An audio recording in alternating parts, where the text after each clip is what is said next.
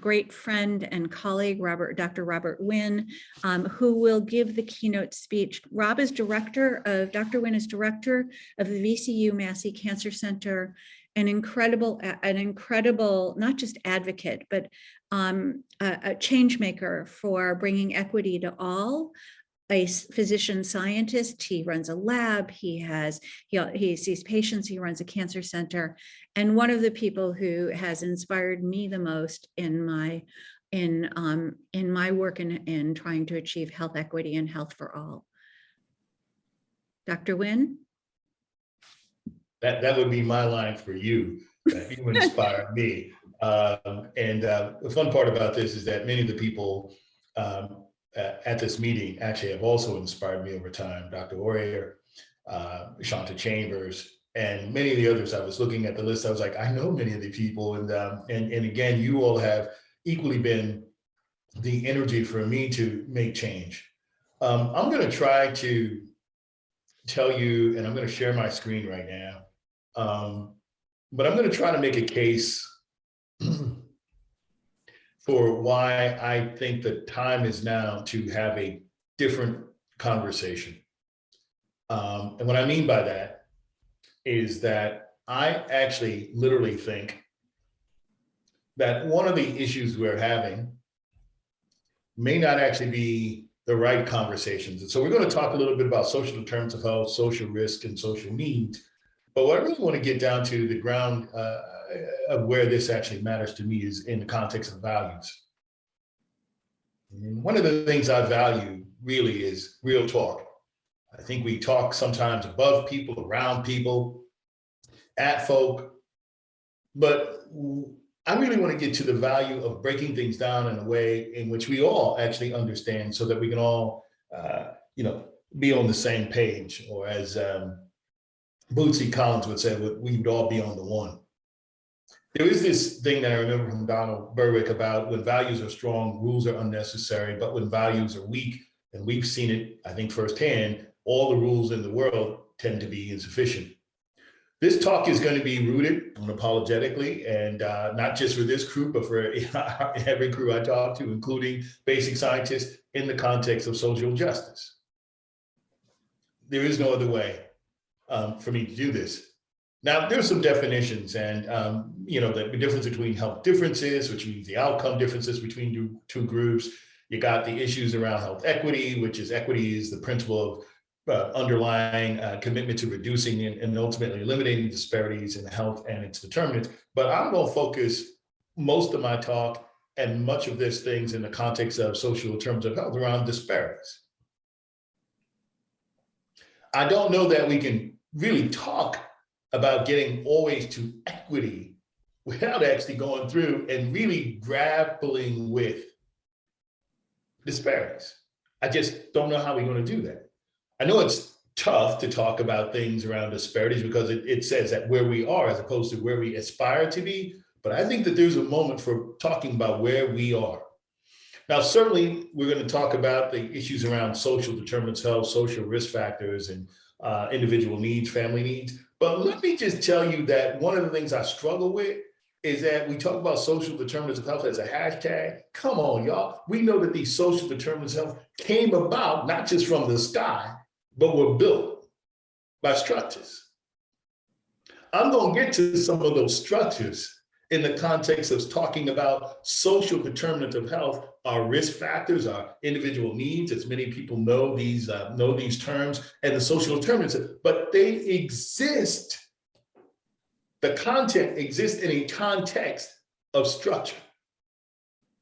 So I'm going to challenge this context of what we always, or this concept that we talk about, certain people being biologically predisposed, and push back on that and says, you can't be biologically predisposed when you've created a situation where you've had poor housing, poor food, and all these other things, including, exposure to toxic, sort of environmental toxics that would exist in those communities, and then call that, well, it's clearly the people that live in that. Again, this is going back to what Gwen, I really love what you said with, people making focusing on people making choices as opposed to what choices they have.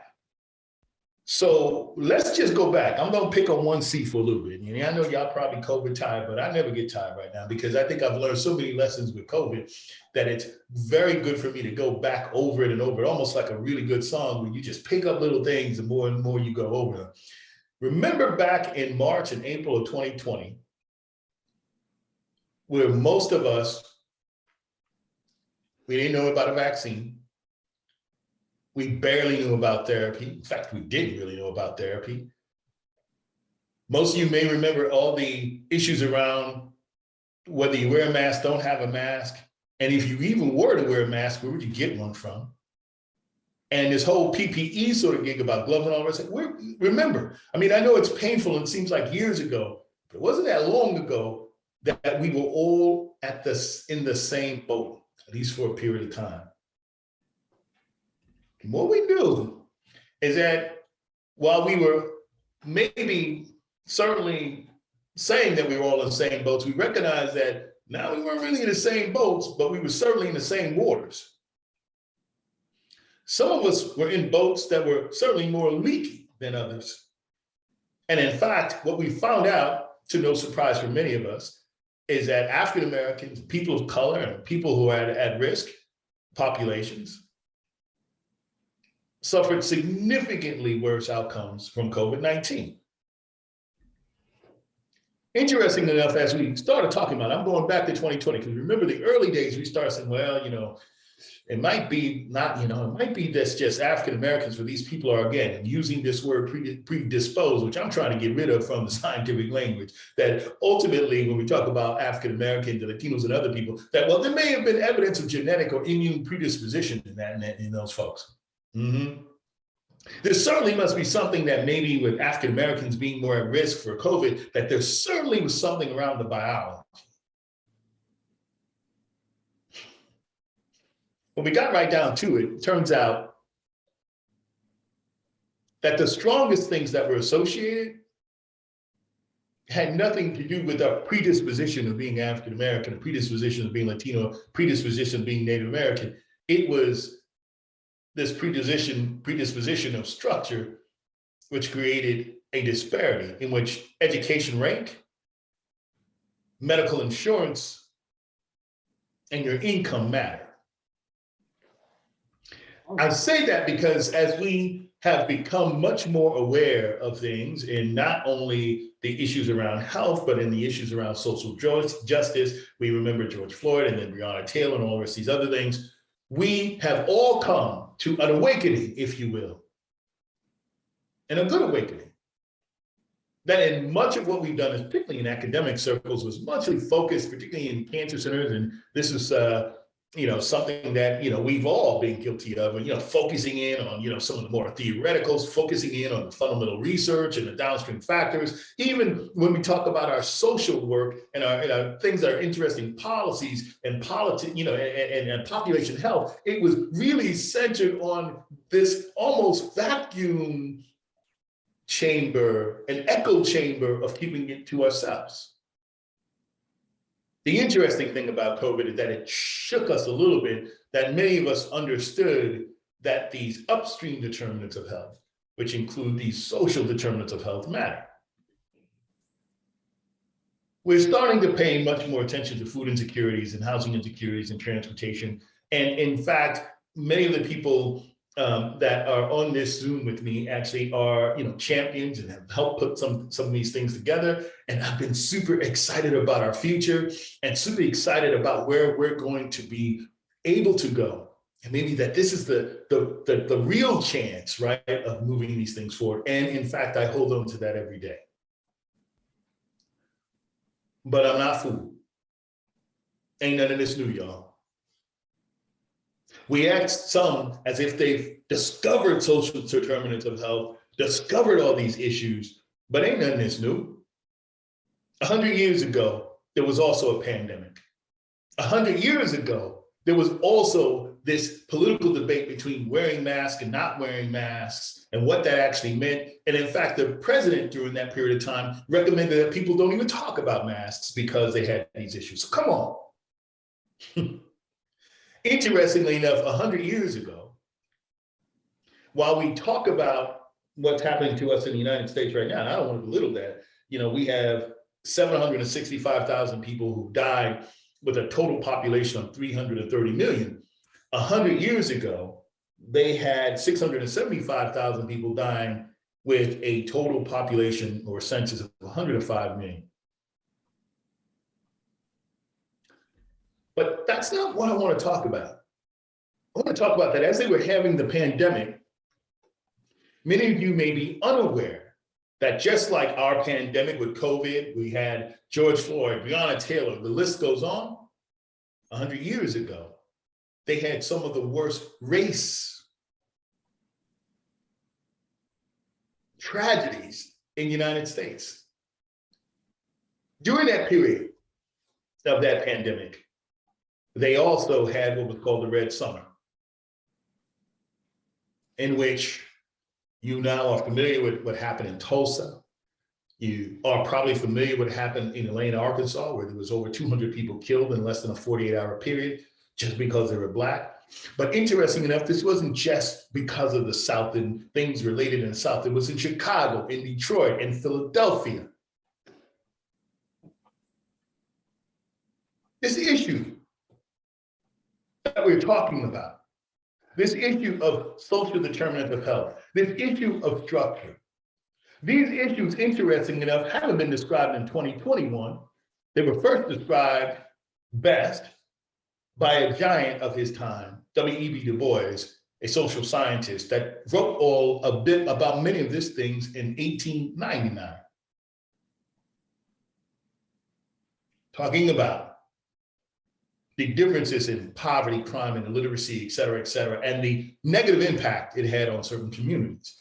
Now, listen, I want to be a positive guy, so I'm going to tell you that I am thinking about our new situation almost as if an artist who's working with a block of stone or wood, and that ultimately you may not see the progress with the first 100 blows or the second, the 200 blow, but maybe at the 400th and first blow, it's starting to take shape.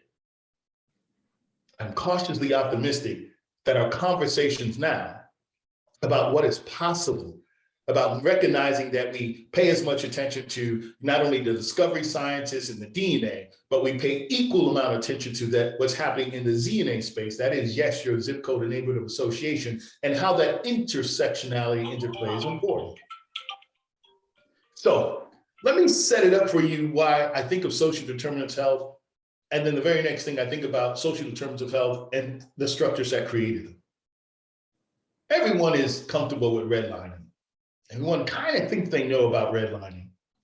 Homer Hoyt, Dr. Hoyt, which is from the University of Chicago, which was appointed, I believe, in the early 30s as the chief land economics person for the United States, came up with part of his dissertation of saying, we probably want to make sure that the National Housing Act that FDR and others want is fairly implemented. So what we're going to do is we're going to do it by way of figuring out who's at best risk or worst risk for mortgages.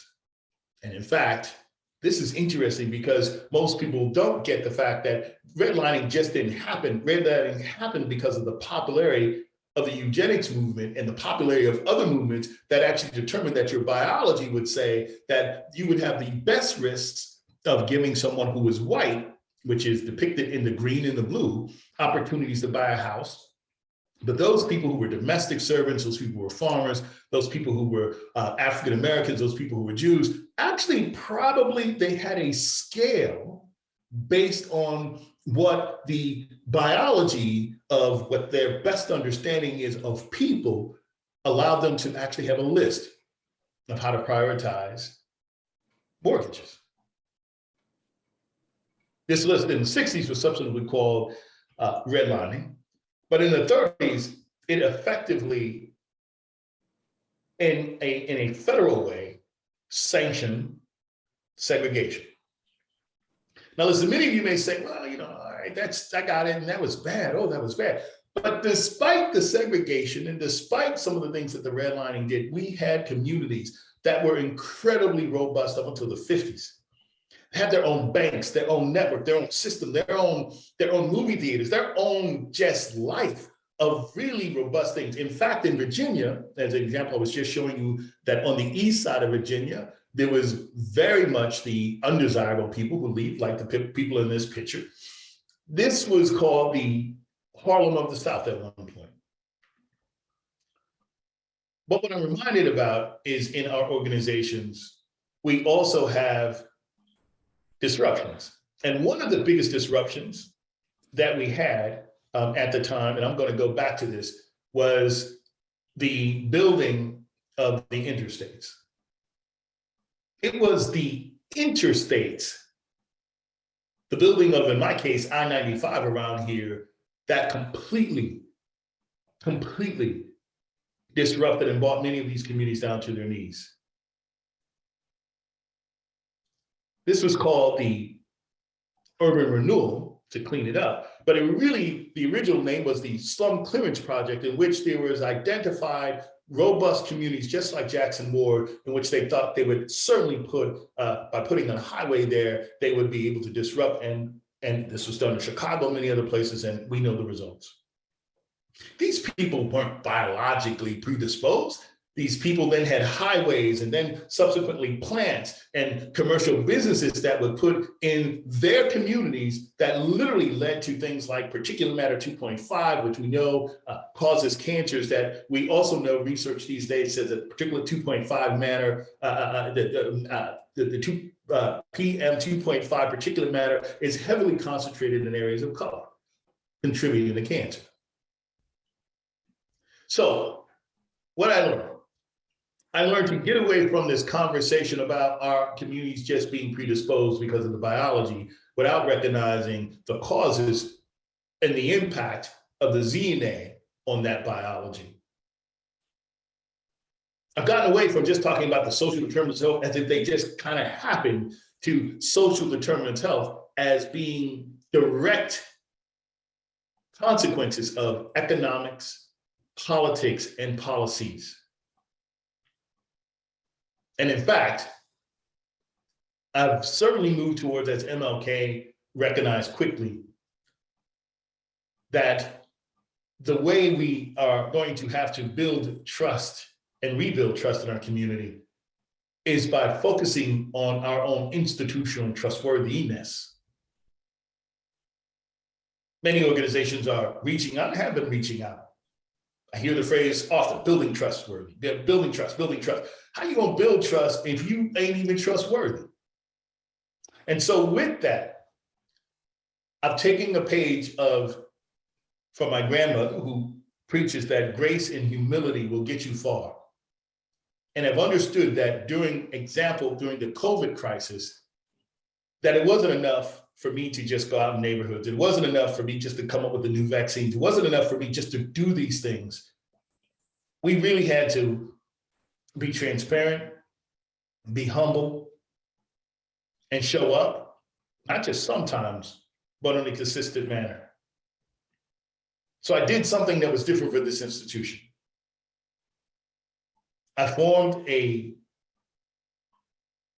I don't even call it a partnership. I formed a family unit with Pastor Gray from the storied 5th Street Baptist Church, Rudy Mercer Haynes, who's a lawyer and one of the just amazing community advocates that we have here in Richmond, and said, what would actually happen if we got together and we not only brought information to our communities, but we bought it every week and we actually imparted them with the type of information and the ability to be able to ask for certain things like Mythbusters and all the rest of the stuff, and that they would go out and actually do good things, not just people from my institution. Turns out that with the establishment of some of these churches, they were able to, in some cases, vaccinate 15 to 17,000 people. What did I learn? I learned a couple things by Pastor Gray. Pastor Gray said many times when we actually come in these communities, try to help, it's not always relevant. And not only is it not always relevant, it's not always flexible. because maybe the community wants to hear something that day, but we got some program that we just have to do. And the one thing I learned is he goes, and the reality is, he goes, it's not really accessible because when y'all turn your Zoom off and y'all turn your cameras off or y'all got through with your fare, you done, we can't access you. I've been learning that building on relevance, being flexible, and certainly being accessible well after the Zoom conference is over is really one brick in how to build road of trust with our communities. The community, at least the one I exist in now, is really hell-bent on figuring out how we can build as a community their own green book of health. They really want to get away from the Dr. Google and Dr. TikTok and figure out that as a community, how with us, they can build a green book on health, just as our grandparents and great-grandparents used to use the green book to be able to search and navigate getting through the South in one piece and back up to, in my case, my grandmother, back up to New York after visiting her family. What we've learned, and what I've learned, is that medicine is certainly a miracle. And this mRNA vaccine, and God knows our immunotherapies and all these things are great. But I am now convinced more than ever that science will continue to make progress. We will get amazing new technologies. But if we don't have the trust of our community, we have lost a lot. Many people in academic circles want to now be analytic about what our trust, and that's important because we need to be able to metric, we need to be able to have measures, we need to have these things. But I'm gonna just tell you what my grandmother told me. People trust you if you're trustworthy. I do think it's now time to figure out, as Ruben Moore and others are doing now, how to figure out how to measure our trustworthiness. I'll end with this. I think we're at the same point where Ralph Abernathy was when we were going to do the Apollo 11 launch. And that is, if many of you can remember back to being the first person being, walking on the moon. It was a tremendous feat, just like our mRNA vaccine. Reverend Abernathy, who walked and worked with people like Reverend Shuttlesworth and MLK and others, actually had a significant protest on the eve of this launch. So much so that ultimately NASA said, okay, let's just send somebody to talk to Reverend Abernathy. When Deputy Payne came out to discuss issues with Reverend Abernathy told him, listen, I really appreciate your science, and oh my God, I understand it was during the communist period. I understand why we're doing all these things. And it's not that I'm telling you not to do these wonderful things. I really respect it, but why can't you do something for the community?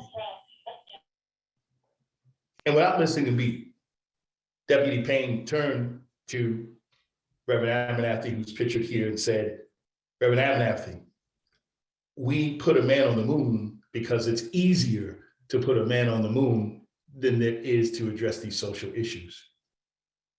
I find that interesting because just before putting the man on the moon, we had someone named John Kennedy, who sort of said, we do these things by putting men in space and all the rest of the stuff, not because it is easy, but because it is hard. And yet, when it comes to our social issues, we say it's easier to put a man on the moon than it is to deal with the social issues. That time has to stop. And with you all, I think that we are at a point right now where we have a call to action to understand where social determinants of health are and how we're going to address our social needs and the social risk and identify the social determinants of health. But I think we are at a point right now where we must demand action. And we also must demand that we also recognize that much of what's happening now is also been built on historical structures that we also must be aware of if we're actually going to be able to intervene. And I'm going to stop because I don't want to overstay my welcome, because I know Winn will get really, put me in a headlock or something like that. But, I just don't want to overstay my welcome. But I do want to tell you that I really do think the time is now to raise our voice in unison about what we can actually do about the social determinants of health, but understanding that they exist in a structure that we must also pay attention to.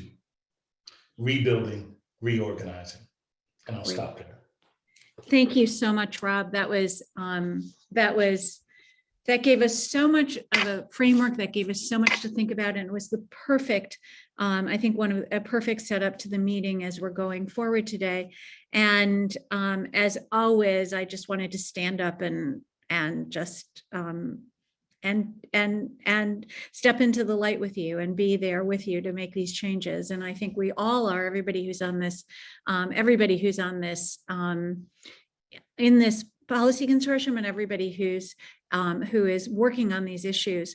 One of the things I wanted to tell you, sort of ask you to just build on a tiny bit, and we only have a few more minutes. We have a lot of questions in the chat. I think we're going to have to weave those questions throughout the rest of the presentations. But Rob put up a slide for a workshop that we just did together for the National Academies on Promoting Health Equity in Cancer Care.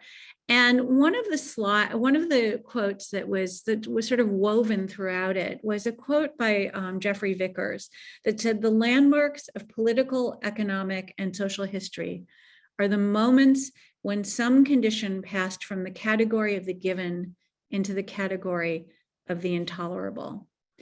And Rob, I think that's really what you were saying at the end. And I don't know if you want to add anything to that, but how we have found ourselves in a moment where people aren't just accepting what is, but they're asking what they can do to change what is. And one of the panelists also said, in the beginning of that workshop, just tell the truth. So it is, I don't know if you want to add on that. I don't know if that's, this was just tell the truth and focused on being trustworthy and building that trustworthiness. I really love that. I will say quickly that one of the things I've come to recognize is that as well-meaning as we are, sometimes we are not speaking the language of the community. And what do I mean by that? There's a quote by W.B. Yeats that I learned as an undergrad back at Notre Dame that sticks with me to this day, which was, "Think like a wise person, but communicate in the language of the people." And interestingly enough, in my own family, when I asked them, well, why do you go to Dr. TikTok as opposed to, and I had a cousin that was honest with me. He said, "I got people coming to the neighborhood, but I don't understand what they say." Mm-hmm. I think we have to really be much more careful about being aware that while we are coming up with wonderful ideas, we have all this knowledge, and while we are right and probably sitting on the side of right, that if we don't connect with folk, not just on the intellectual, but if connect with folk in a manner of, I think Theodore Roosevelt said it best when he said, "People do not care how much you know until they know that you care." Mm-hmm. And many of our institutions have done the opposite of showing when they care, where we're in their areas and expanding and not giving any ideals or any type of sort of, well, here's why we need the area. This is what we're working with, and this is what we're going to do for you. Here's how we're providing jobs. There's a lot of things we do to people. I'm going to stop doing things to people and start doing things with folk, including folk within my own family. So I'm of the ilk that we need to also take a step back and well-meaning and figure out, are we really communicating in the language of the people? I don't fear that we're not going to be able to gain, as I said, more information, more technology. My biggest fear is that if we lose public trust, then we have a situation like we recently have where people are like, why would I take the vaccine? Mm-hmm. And interesting enough, when I would actually ask my grandmother as opposed to my youngest cousin, my grandmother actually had something that went back. She's 94, by the way. She would say, "I'm gonna take this vaccine because them doctors said that I should, and I trust them." Mm-hmm. Whereas my youngest cousin would say, "I don't trust you. And by the way, when you talk to me, you're talking at me. I don't understand where I just go to Dr. Google or Dr. TikTok, and it's easy for me to understand." I think we are going to have to be seriously reconsidering how we communicate. And I know that sounds like a quote, something that's soft and not hard science. I don't care. It's the real science that will get us there. And I think you're ending with the story of Reverend Abernathy's quote about about going to the moon was much easier than solving poverty. I know you love science. We've talked about it. You're a physician scientist. You love the science. And but you also that balance that out with an incredible commitment to social justice. And I think that is something that people don't have to choose. They don't And have to choose. yeah, we talk about using and instead of or but. And so this is and we need to help people right now, and we need to renew and continue our commitment to social justice. And just like you talk about using words that people that people understand, that are real communications, and that to me that means just not using jargon or anything that's in sort of there's a lot of jargon in every single profession and stakeholder, but it is also about using words that show that you care about people, and that was your quote from Teddy Roosevelt. It's not just about what you know, it's about how you care. So oh yeah, well, I thought it was great in one of the chats, someone brought up Jeff Bezos. I was actually gonna put that picture, but it just pisses me off too much to put that one, so I just went back to 1969. But interesting enough, 50 some odd years later, right? We're putting million and billionaires in a space. Yeah. And we're asking, where do those millions and billions go in the context of our community? Again, going all the way back to the beginning of my talk, it's about values. Mm-hmm. Values aren't just what you say, it's what you do, and where you spend your time and where you spend your resources. And I still think that there's an argument to make sure that we're doing more than just talking about it, but that we can show people what we really value. And as a cancer center director, I decided that the next 50 years in the second ever African-American cancer center director, that was an obligation, not by me being a Black man, but by me being a child of a woman who was 15 years old when she had me, who lived in some of these places where they call projects or whatever, that the truth of the matter is that my love of science, and I do love science. If loving science is wrong, I straight up don't want to be right. I don't want to be right because I love science. But this concept of bringing science to our communities so that it may benefit them has been really a part of just my mindset. I've gone from chasing academic excellence. I've gone from chasing academic excellence to pursuing academic relevance. And that's what I hope we all do. Yes. Thank you, Rob. Thank you so much. This is, you just set us up. There's so much inspiration and so much passion that we bring to this, that we'll bring to this policy consortium that you've really highlighted for us. And you've given us a great challenge, which I hope that we can meet together. And it's not just a challenge for the day, it's a challenge that we all have to commit to for the as we go forward. So thank you so much. Thank you guys, and thank you for the opportunity to spend some time with you. Appreciate you all.